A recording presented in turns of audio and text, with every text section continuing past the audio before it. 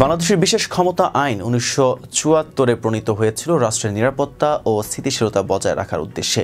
তবে এই আইনের বিভিন্ন ধারা নিয়ে দীর্ঘদিন ধরে বিতর্ক ও সমালোচনা রয়েছে, যা মানবাধিকার লঙ্ঘনের অভিযোগের কেন্দ্রবিন্দুতে রয়েছে।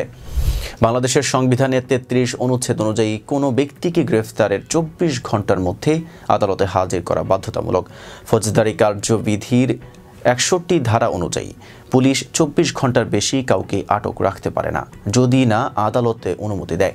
তবে বিশেষ ক্ষমতা আইনের ৯ ধারা অনুযায়ী সরকার কারণ না জানিয়ে ১৫ দিন পর্যন্ত কাউকে আটক রাখতে পারে। এটি সংবিধান ও সিআরপিসি এর সরাসরি লঙ্ঘন বলে সমালোচকরা মনে করেন।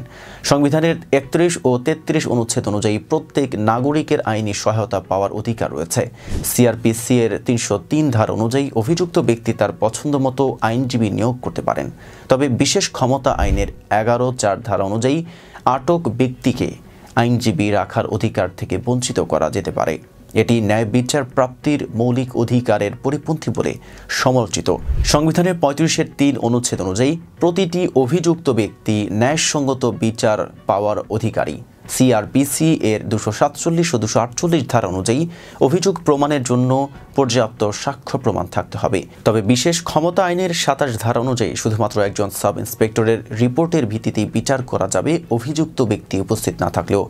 এটি ন্যায় বিচারের মৌলিক নীতির পরিপন্থী বলে সমালোচিত।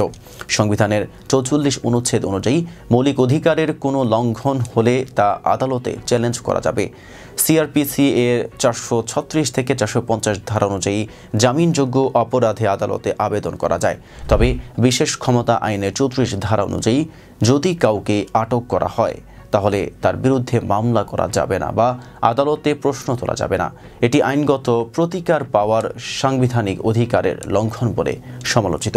বিশেষ ক্ষমতা আইনটি প্রণয়নের পর থেকেই বিভিন্ন সরকার এই আইনটি ব্যবহার করেছে। সমালোচকরা মনে করেন এই আইনটি গুম, হত্যা এবং অন্যান্য মানবাধিকার লঙ্ঘনের ঘটনায় ব্যবহৃত হয়েছে। তারা এই আইনটিকে নিকৃষ্টতম কালো আইন হিসেবেও অভিহিত করেন। মানবাধিকার কর্মী ও আইনজীবীরা দীর্ঘদিন ধরে বিশেষ ক্ষমতা আইন ১৯৭৪ বাতিলের দাবি জানিয়ে আসছেন। তাদের মতে এই আইনটি মানবাধিকার লঙ্ঘনের সুযোগ সৃষ্টি করে এবং এটি অবিলম্বে বাতিল করা উচিত। বিশেষ ক্ষমতা আইন ১৯৭৪ নিয়ে বিতর্ক ও সমালোচনা অব্যাহত রয়েছে।